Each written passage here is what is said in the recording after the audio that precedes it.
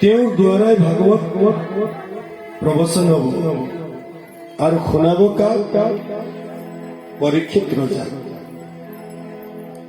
পৰীক্ষিত ৰজা তেওঁকে কিয় শ্ৰৱণ কৰাইছিল? আৰুতো বহুত ৰজা মহাৰাজা আছিল। সুতদেৱ মুনিয়ে ভাগৱতৰ মাজেৰে তেওঁ কৈ গল, শুনা হে ঋষিসকল, পৰীক্ষিত ৰজাৰ জন্ম অলৌকিক আৰু তেওঁকে ভাগৱত শ্ৰৱণ কৰাই মুক্তি দিয়াবলগীয়া কিয় হৈছিল সেইখিনি মই তোমাক শ্ৰৱণ কৰাম। খুব আগ্ৰহেৰে শ্ৰৱণ কৰিবা। এতিয়া পৰীক্ষিত ৰজাৰ বিষয়ে আহিলে পাণ্ডৱসকলৰ কথা আহি পৰিব। পাণ্ডৱৰটো পুৰা আছে। পাণ্ডৱ কি নাতি অভিমন্যুৰ পুত্ৰ আছিল পৰীক্ষিত ৰজা। এতিয়া তেওঁৰ জন্ম প্ৰসংগ কৰিবলৈ গলে আমি মহাভাৰতৰ অন্তিম যুদ্ধলৈ যাব লাগিব। তাৰ পৰাই নিমিত্ত হয় অন্তিম যুদ্ধ। यदा मृदिकौ रवसृञ्जयानं विरीशतो प्रगतिं गतेषु वृकोदरादिगदाभिमर्श भग्नोर्दण्डे ধৃতরাষ্ট্রপুত্রে। অন্তিম যুদ্ধ চলি আছে আজি। মহাভারতের অন্তিম যুদ্ধ কার কার মাজত হয়েছে? দুজন জীবিত আছে কেবল তেওঁলোকৰ কৌৰৱ। এজন হল দুৰ্যোধন, অন্য হল অশ্বত্থামা। অন্তিম যুদ্ধ চলি আছে। দুৰ্যোধন আৰু ভীমৰ মাজত গদা যুদ্ধ চাগে মনত আছে সকলোৱে। অন্তিম যুদ্ধ না ভীম र दुर्योधनको बीचमा विशाल युद्ध। গোটেই দিনটো যুদ্ধ হল। যেতিয়া মধ্যাহ্ন হল, মধ্যাহ্নৰ সময়ত ভগ্নৰ দণ্ডে ধৃতৰাষ্ট্ৰৰ পুত্ৰ দুৰ্যোধনৰ তেওঁ জংঘা ভাঙি দিলে। উৰু যাক কোৱা হয়, ভৰি এটা ভাঙি দিলে ভীমে। তেওঁ বাগৰি পৰিল। লগে লগে ভীম জয়কাৰ কৰি গুচি গল। কি আমি বিজয় প্ৰাপ্ত কৰিলো, আমি যুদ্ধ জিকিলো, অন্তিম যুদ্ধ শেষ হল, এতিয়া কোনো যুদ্ধ নাই, আমি বিজয় প্ৰাপ্ত কৰিলো। জয় জয়কাৰ কৰি গুচি গল পাণ্ডৱসকল। সি তাত বাগৰি পৰি আছে। কিমান কষ্ট পাইছে, ইফালে ভৰি এটা ভঙা, পানী খাবলৈ মন, কিন্তু এটুপি পানী দিওঁতাও কোনো নাই। চাওক দুৰ্যোধনৰ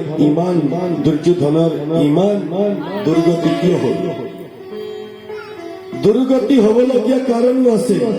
দুৰ্গতি भएको कारण पनि छ। কি কাৰণ? দুৰ্যোধনৰ নিচিনা দুৰাচাৰী আৰু অন্যায়ী অধৰ্মী সংসাৰত কোনো নাই। সি বাল্য অৱস্থাৰ পৰাই সি দুৰাচাৰ কৰি গৈছে, দুৰ্নীতি কৰিছে, দুৰাচাৰ, দুৰ্ব্যৱহাৰ, দুৰ্ব্যসন। তেওঁৰ জীৱনত নাম যেনেকৈ দূৰ, কামো তেনেকৈ দূৰ। মতলব দুৰ্ব্যৱহাৰ, দুৰ্নীতি, দুৰাচাৰ, দুৰ্বচন। কেতিয়াও তাৰ মুখৰ পৰা ভাল বচন কেতিয়াও নাহিছিল। আছিল কিন্তু বহুত ডাঙৰ ৰাজকুমাৰ, বহুত ডাঙৰ সি আছিল, সৌভাগ্যশালী। তেওঁৰ হাতত, দুৰ্যোধনৰ হাতত এটা এনেকুৱা ভাগ্যৰেখা আছিল, সি যৰ পৰা উঠাই পেলাই তাৰ হাতৰ পৰা কাৰোবাক কিবা দিয়ে, কেতিয়াও কম হৈ নাযায়, সিমানে আকৌ বাঢ়ি যায়। दुर्योधनको हस्तरेखामा एउटा ठुलो भाग्यरेखा थियो। भाग्यरेखा यस्तो भाग्यरेखा थियो, उसको हातले उठाएर कसैलाई दियो भने पनि कहिले कम्ती हुँदैन। কেতিয়াও কম হৈছে ইমান সৌভাগ্য খালি তেত্रो सौभाग्यवान भएर पनि दुर्गतिमा पर्दछ সেইকাৰণে শাস্ত্ৰত কোৱা আছে নীতিত কোৱা আছে দুৰ্যোধনৰ নিচিনা দুৰ্নীতি কেতিয়াও নকৰিবা আজি বেচেৰা কি হ'ল তাৰ গোটেই ককাই ভাই হে সি আছিল অকলে সিও এতিয়া জংগা ভাঙিল ৰণক্ষেত্ৰত সি কাবৌ কৰি মাতি আছে আৰে বচোৱা বচোৱা এটুপি পানী দিয়া এটুপি পানীৰ কাৰণে সি কিমান কষ্ট পাব লগা হ'ল তাৰ মুখত এটুপি পানী দিওঁতাও কোনো নাই त्यत्रो ठुलो राजकुमार भएर के गर्नु एक थोपो पानीको लागि कति तडपिनु पर्यो बचाओ पानी पिलाओ कुनै आइनु कौरवर पक्ष आरु तीनজন আছিল কৃতবর্মা কৃপাচার্য আৰু অশ্বত্থামা এই তিনিজন দূৰৰ পৰা কেৱল চাই আছে টানা বড় হেৰি আহিছে টানা বড় আহিছে কেন ওলাই আহিলে পাণ্ডৱসকলে তেওঁলোকক বন্দী বনাব যেতিয়া দিন পাৰ হ'ল ৰাত্ৰি আৰম্ভ আন্ধাৰৰ সুযোগ লৈ দৌৰি আহি তিনিওজন অশ্বত্থামাই ক'লে হে মিত্ৰ হে দুৰ্যোধনৰ মিত্ৰ তোমাৰ প্ৰাণ এতিয়া যাবলৈ হ'ল কিয়নো এই ভীমৰ গদাৰ কোবত কোনো তিষ্ঠি থাকিব নোৱাৰে যিয়ে নেকি ভীমে তোমাক কোবাই তোমাৰ জংঘা ভাঙি দিলে নিশ্চয় তোমাৰ এতিয়া মৃত্যু নিশ্চিত এতিয়া তোমাক বচাব কোনেও নোৱাৰে মিত্ৰ কিন্তু মই এটা বচন দিছো কোৱা তোমাৰ অন্তিম ইচ্ছা কি তোমাৰ প্ৰাণ ওলাই যোৱাৰ আগে আগে তুমি কি ইচ্ছা কৰিছা তোমাৰ ইচ্ছা পুৰা মই কৰিম तिम्रो के इच्छा छ भन दुर्योधन माग्छ कि मित्र मेरो इच्छा त अरू केही छैन मोर अन्तिम इच्छा कुनै मात्र মই प्राण मोर जोर आगे आगे মই এটি দেখিবলৈ পাম যে পাঞ্চ পাণ্ডৱৰ মুণ্ড শৰীৰ বিনা কেৱল মুণ্ডহে মোক লাগিব যদি সেইখিনি মোক দেখুৱাব পাৰা তেতিয়াহ'লে মই হাতীৰে মৰিব পাৰিম হেৰ্नुहोस् अंतिम সময়তো তাৰ দুৰ্নীতি কেতিয়াও লগ এৰা নাই সি তেনেকৈ পাঁচ পাণ্ডৱক বধ কৰিব নোৱাৰি তেনেকৈ বাগৰি পৰিছে এতিয়া প্ৰাণ ওলোৱা সময়তো সি কৈছে যে পঞ্চ পাণ্ডৱৰ মুণ্ড মই চাইহে মৰিম হেৰ্नुहोस् কষ্ট দুৰ্নীতি रहेछ कति दुर्व्यवहार रहेछ कति अत्याचारी रहेछ कति पापी रहेछ आज दुर्योधन বচন পুৰা কৰিবলৈ অশ্বত্থামাই ক'লে মিত্ৰ তুমি চিন্তা নকৰিবা মই তোমাৰ প্ৰাণ ওলাই যোৱাৰ আগে আগে মই নিশ্চয় সেই পঞ্চ পাণ্ডৱৰ মুণ্ড আনি তোমাক দিম পঞ্চ পাণ্ডৱৰ মুণ্ড আনিবলৈ সেই ৰাত্ৰি অন্ধকাৰ হাতত তৰোৱাল লৈ গুচি গ'ল য'ত পঞ্চ পাণ্ডৱ বিশ্ৰাম কৰিছিল আজি কত দিন যুদ্ধ কৰি কৰি ভাগৰি उनीहरू थकाइले एकैचोटि यस्तो विश्राम भएछ फेरि थकेका थिए पाँचজন निन्द्रात लालकाल हे गतेही ज्वर आगे आगे देखिले भगवान श्री कृष्ण कले कि এই অশ্বত্থামাৰ আজি মতি ভাল নহয় অশ্বত্থামাই নিশ্চয় তাৰ মতি উচিত নহয় যদি সি সঁচাকৈ পাণ্ডৱৰ শিৱৰত পাব সি নিজৰ মিত্ৰৰ বচন পুৰা কৰিবলৈ পাণ্ডৱক শিৰচ্ছেদন কৰিব পাৰিব গতিকে মই ৰক্ষা কৰিব লাগিব ভগৱান শ্ৰীকৃষ্ণই অতি শীঘ্ৰে নিজৰ যোগ বলেৰে সেই পঞ্চ পাণ্ডৱক তাৰ পৰা বেলেগ ঠাইলৈ আঁতৰাই লৈ গ'ল আৰু তাৰ ঠাইত সিহঁতৰ ঠাইত দ্ৰৌপদীৰ সৰু সৰু সন্তান 5জন পুত্ৰ হৈ দ্ৰৌপদী পুত্ৰ 5জন নিন্দাত লালকাল অন্ধকাৰ অশ্বত্থামা সোমাই গ'ল ভিতৰলৈ পাণ্ডৱৰ শিবিৰত 5জন হৈ আছে সি ভাবিলে নিশ্চয় এইবোৰেই পঞ্চ পাণ্ডৱ কিন্তু সি চিনি চিনি নাপালে এফালৰ পৰা 5জন সেই পঞ্চ পাণ্ডৱ বুলি সৰু সৰু পুত্ৰৰ শিৰচ্ছেদন কৰিলে। যেতিয়া শিৰচ্ছেদন হল সেই মুন্ডাবোৰে পৃথক কৰি तो मुंडाला एक साथ लिएरा पोको बनाया टुपुला एटा बनाले লৈ গ'ল। দুৰ্যোধনৰ ওচৰত গৈ ক'লে যে মহাৰাজ ৰবা ৰবা মই আনিছো তোমাৰ অন্তিম ইচ্ছা পুৰা কৰিবলৈ মই তোমাৰ পঞ্চ পাণ্ডৱৰ মুণ্ডা আনিলো। দুৰ্যোধনে ক'লে নহয় অশ্বত্থামা তুমি মিছা মাতিছা তুমি মিছা মাতিছা কিয়নো মই ইমান সহজে পঞ্চ পাণ্ডৱক বধ কৰিব পৰা কোনো নাই। মোৰ বিশ্বাস নাই যে পঞ্চ পাণ্ডৱক তুমি শিৰ আনিছা। तिमीले पंच पाण्डवको शिर ल्यायो भन्ने मलाई विश्वास छैन। कियनो মই বাল্য কালৰ পৰা কিমান চেষ্টা কৰিলো সেই পঞ্চ পাণ্ডৱক বধ কৰিবলৈ, কিমান ষড়যন্ত্ৰ সাজিলো, কিমান যোজনা বনালো, কিমান কত কি নকৰিলো, কিমান ষড়যন্ত্ৰ বনাইও যদি মই তেওঁক বধ কৰিব নোৱাৰিলো, তিহঁতক সেই 5 জনৰ এভাই এজনকো মই বধ কৰিব নোৱাৰিলো। তিহঁতক মাৰিবৰ বাবে মই গোটেই জীৱন পাৰ কৰিলো। আৰু আজি মহাভাৰতৰ যুদ্ধত কত বীৰ গুচি গল, পিতামহ গল, কৰ্ণ গল, মোৰ গোটেই 100 ভাইহে গল, কত কত বীৰ সকলো গোটেইবোৰ মৃত্যু হল। কিন্তু পাণ্ডৱৰ একোৱেই ক্ষতি নহল। তেনেহলে নিশ্চয় তুমি কেনেকৈ বধ কৰিলা? এইটো নহব, তুমি মিছা কৈছা মোক হে মিত্ৰ। অশ্বত্থামাই ক'লে নহয় মিত্ৰ, মই বহুতো অধৰ্ম পন্থা ললো, মই ধৰ্ম যুদ্ধত মই নানামিলো। আজি মই সঁচাকৈ মই বিশ্বাসঘাত কৰি অন্ধকাৰৰ সুযোগ লৈ তেওঁলোকক বধ কৰিলো। দুৰ্যোধনে ক'লে মইনো কি ধৰ্ম কৰিছো? মইতো গোটেই জীৱন অধৰ্মই কৰিছিলো, তথাপি বধ কৰিব না, তুমি কেনেকৈ বধ কৰিলা?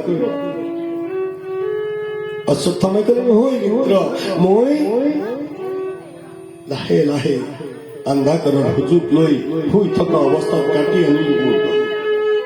ঠিক আছে, মই বিশ্বাস কৰিলৈ দিলো পঞ্চ পাণ্ডৱৰ মৃত্যু, কিন্তু মোক আৰু পাণ্ডৱৰ শিৰ নালাগে, মোক ভীমৰ মুণ্ডটো দিয়া, ভীমৰ মুণ্ডটো। সি অতি খঙত আবেগত আহি ক'লে যে ভীমৰ মুণ্ডটো মোক লাগে, যি ভীমে মোক আজি এই দুৰ্গতিত পৰিণত কৰালে, সেই অৱস্থা মোক বনালে, গতিকে মোৰ ভীমৰ মুণ্ডটো লাগে।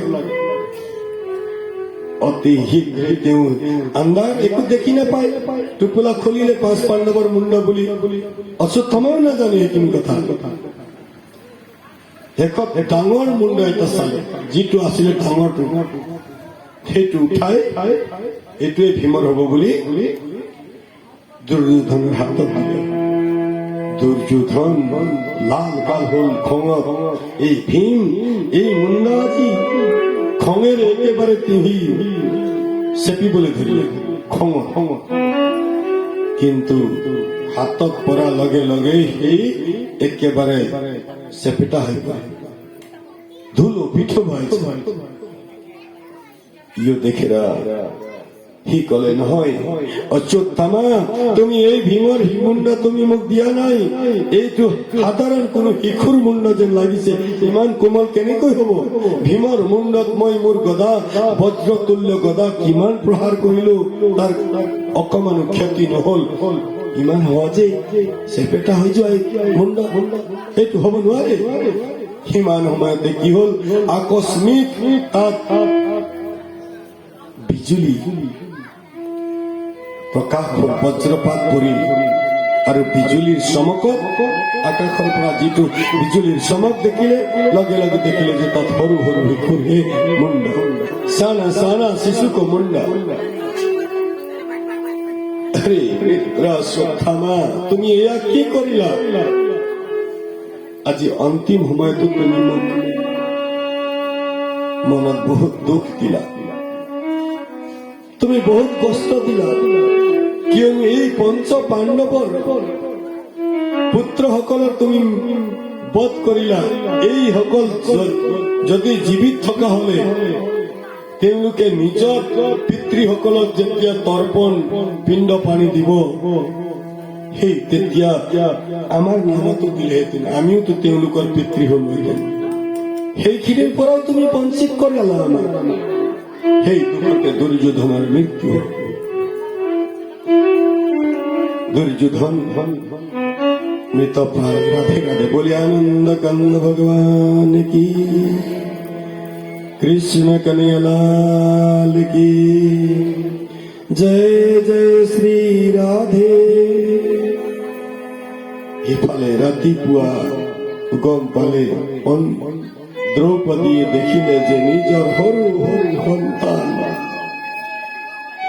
যাৰ ঘৰত নেকি পাঁচ সন্তানৰ একেলগে মৃত্যু হৈ একেবাৰে কান্দোনত ভাগি পৰিল।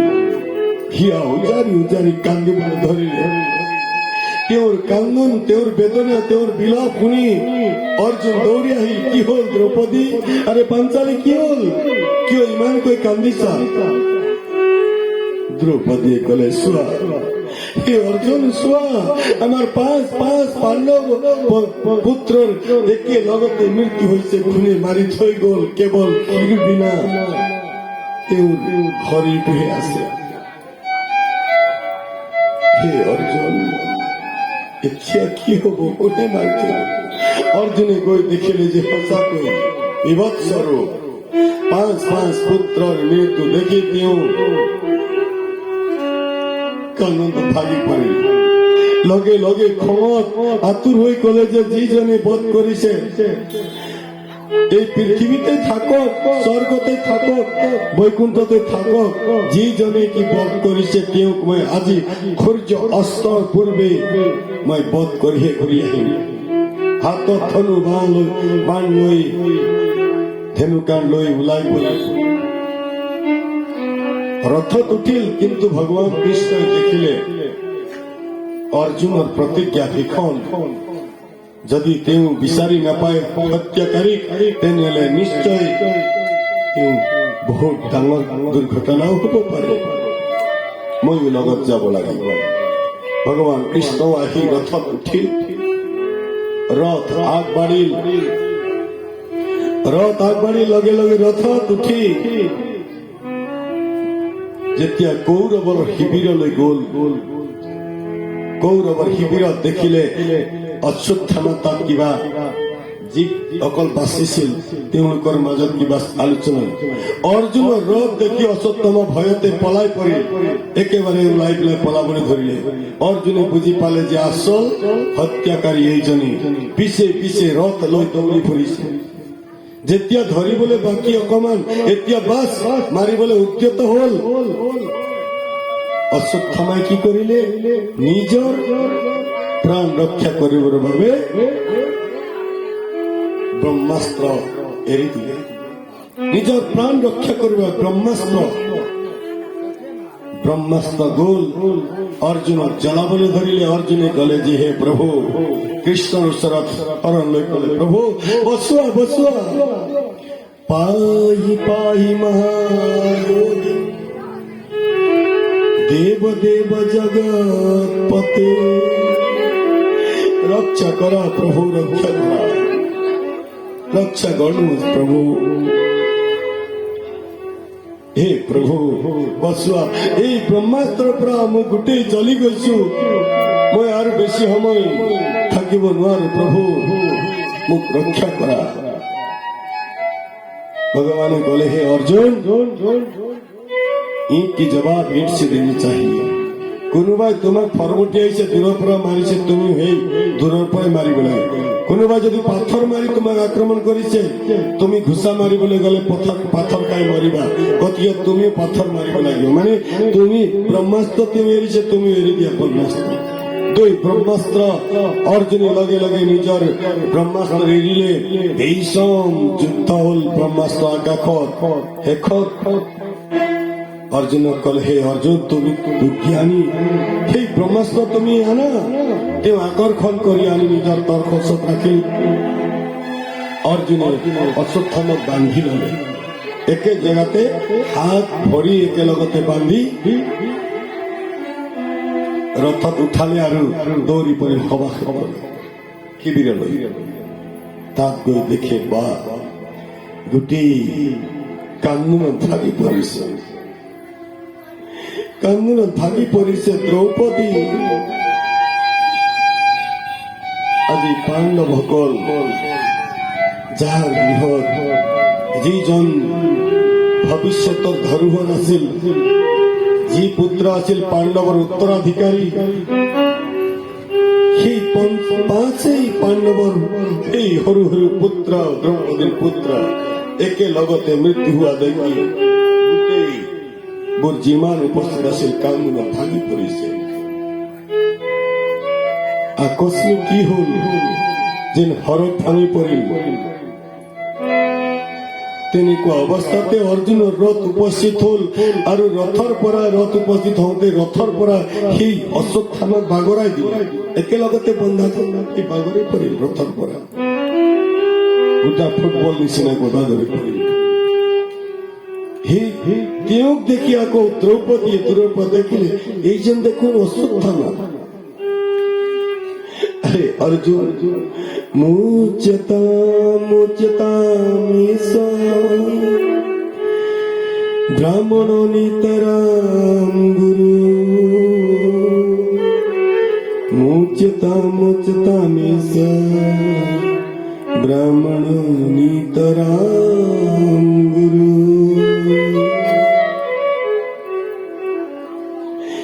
हे अर्जुन এইজনক এৰি দিয়া কিয়নো এইজন তোমাৰ গুৰুৰ পুত্ৰ আৰু এজন ব্ৰাহ্মণ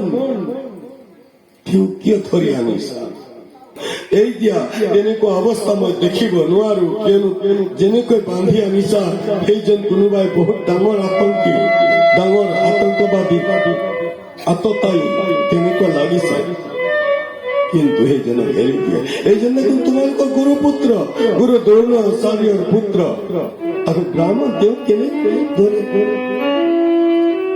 অৰ্জুন কলে আরে দ্রৌপদী তুমি নাজানা এইজনই আমার পুত্র হত্যাকারী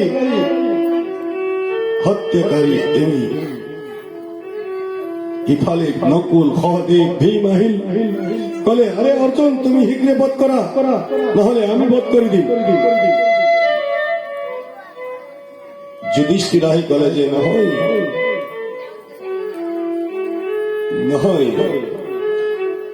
শুনা এইজন সঁচাকৈ দুখী হয় নহয় কাৰণ বুজিব লাগিব আৰু আমাৰ গুৰুপুত্ৰ যে কিয় এৰি দিয়া কিছুমানে কয় এৰি দিব লাগে কিছুমানে কয় মাৰিব লাগে তাৰ দুই পক্ষ কিছুমানে কয় ব্ৰাহ্মণ পুত্ৰ আকৌ গুৰুপুত্ৰ তেওঁ কেলে বধ কৰিবা কিছুমানে হত্যা কৰি বধ কৰিব তেওঁলোকৰ মাজতে দুই পক্ষ হল কিছুমানে কয় এৰিব লাগে কিছুমানে কয় মাৰিব লাগে উপায় অন্তৰ হৈ যুধিষ্ঠিৰে ভগৱান শ্ৰীকৃষ্ণ সুধিলে প্ৰভু আমি এতিয়া ধৰ্ম সংকটত আমি বহুত ডাঙৰ ধৰ্ম সংকটত ভুগিছো আপুনি কওক আমি এতিয়া কি কৰো লগে লগে ভগৱান শ্ৰীকৃষ্ণ এটা বহুত সুন্দৰ উপায় কৈ দিলে বলে আনন্দ কন্দ ভগৱান কি ব্ৰহ্ম বন্ধুৰ হন্তব্যম আততাই বধাৰণ ময়ি ভূ ভয়মাত্মান পৰিপায়ানুশাসন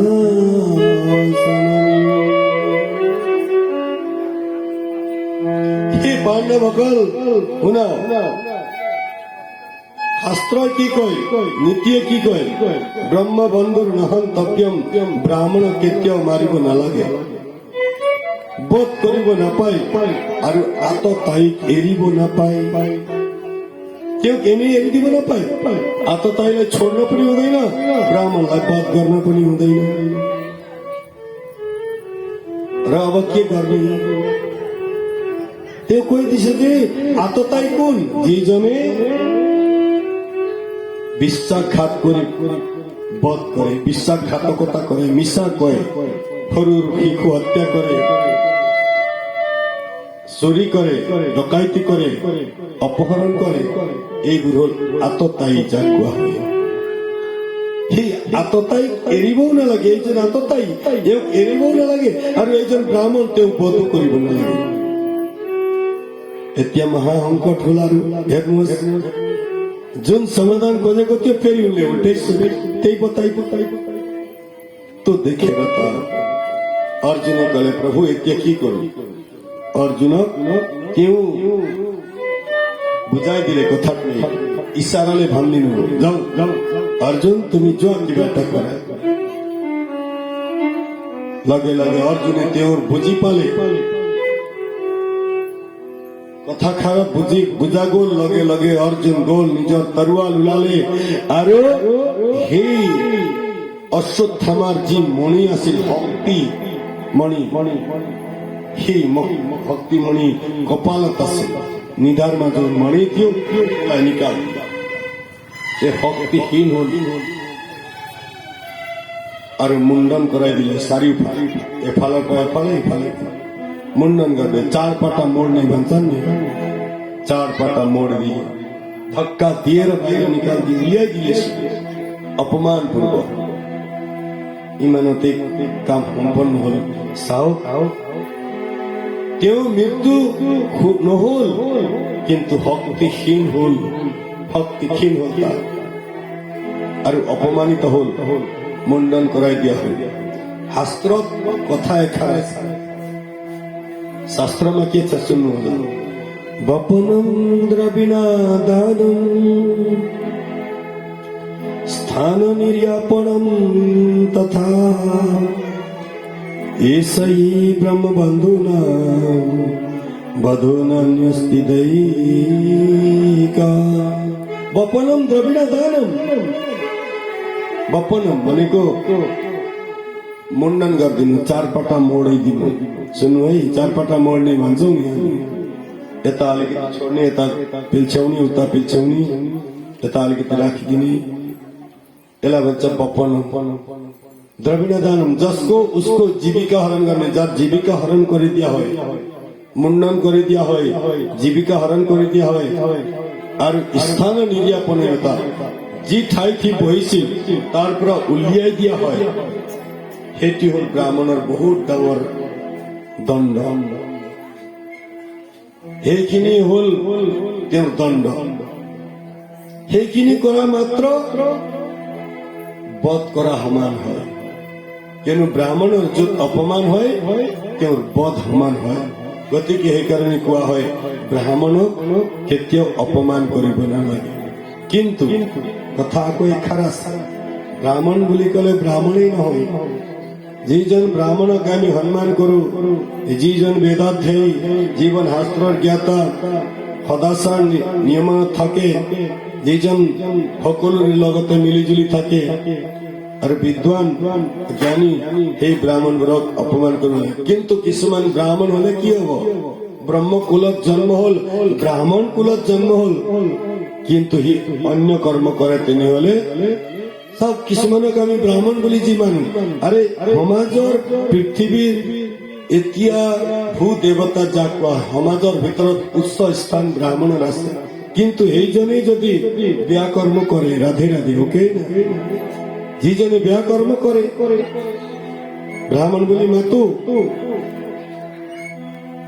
সদায় গৈ सधैँ गर भट्टीमा टन्न घुड्क्याएर गर खाल्टामा पर्छ भनेदेखि त ब्राह्मणलाई के ब्राह्मण भने राधे राधे हो कि आज ब्राह्मण बिचारा गरिब भनेर पूजा गरेर दक्षिणा दिएर पठा, त्यही दक्षिणा लिएर गएर भट्टीमा भक्कु पिएर हल्लिँदै आउँछ भने त्यो ब्राह्मणलाई के ब्राह्मण भन्ने।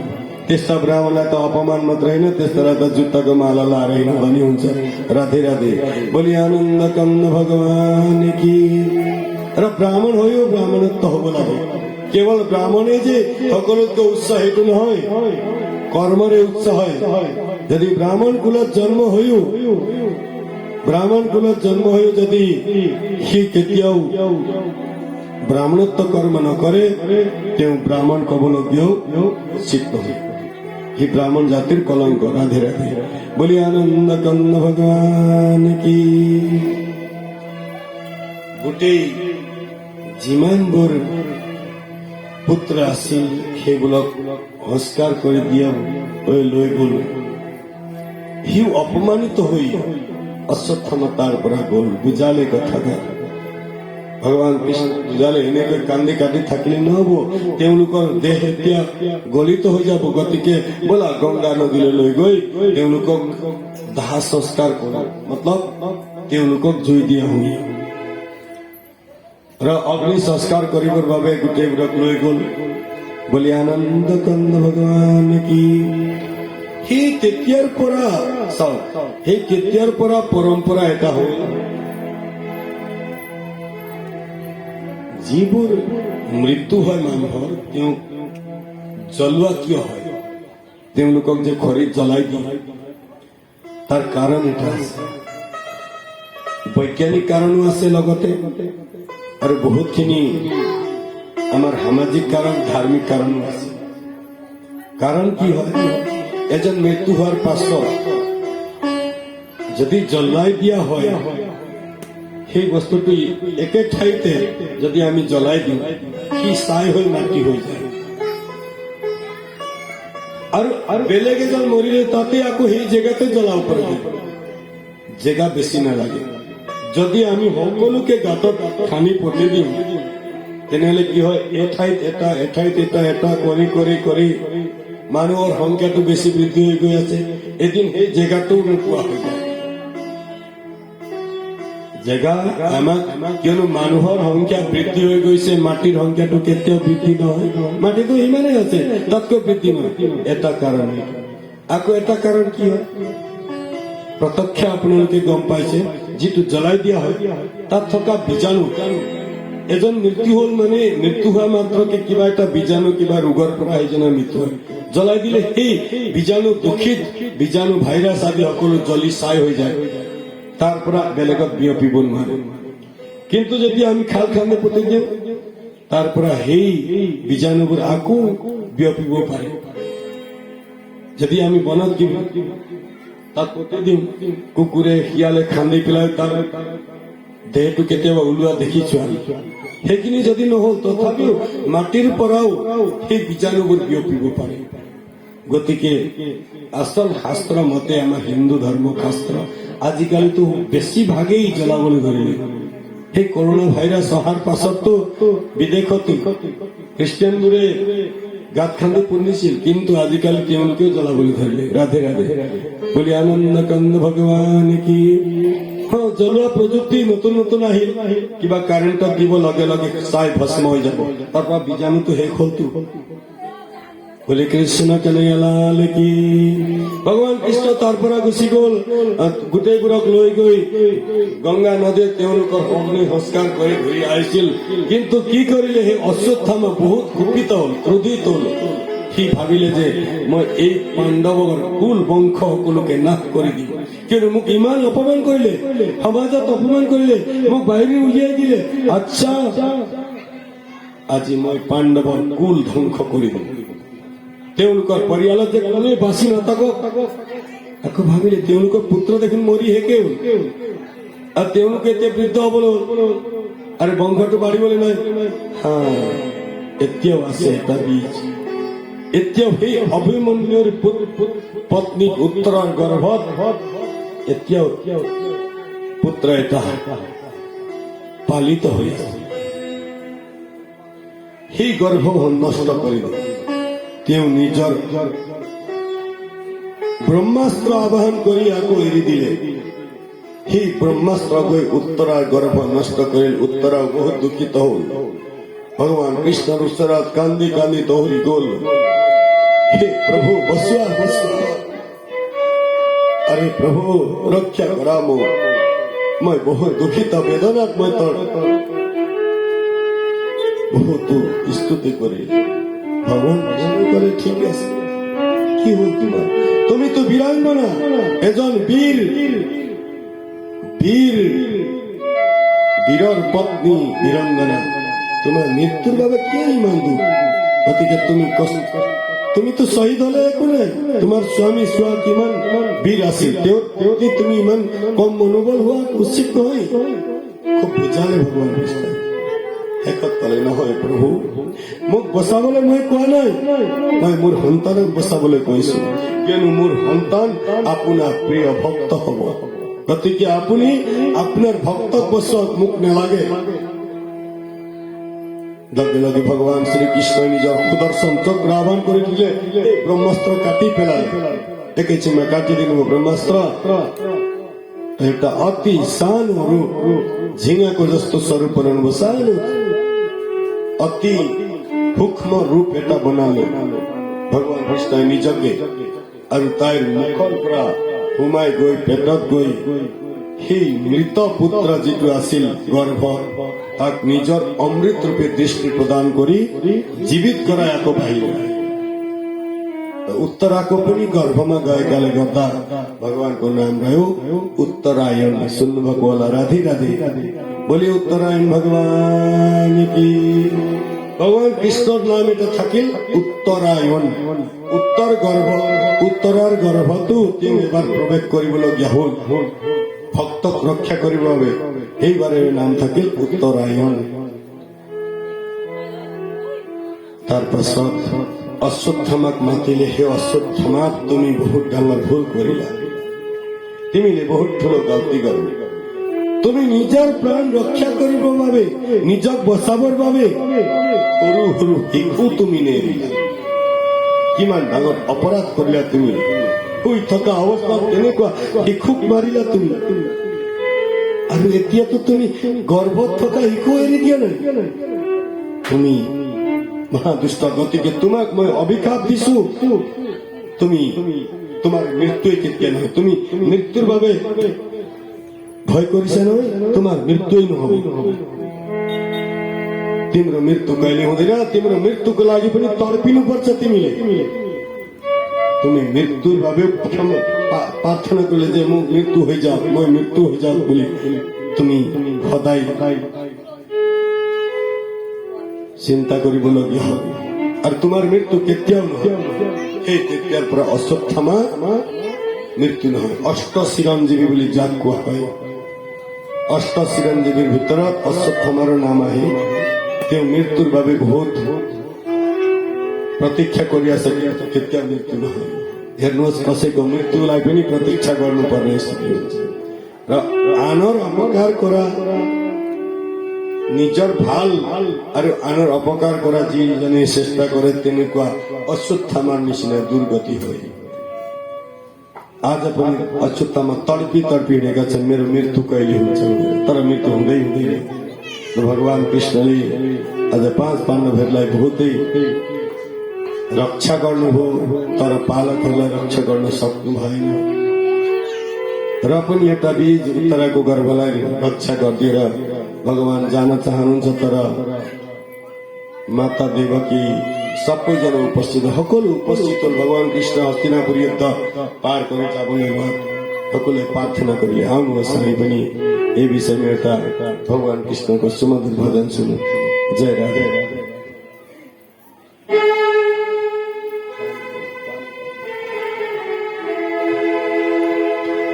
भक्त वत्सल भगवान को, बोले श्याम सुंदर भगवान को।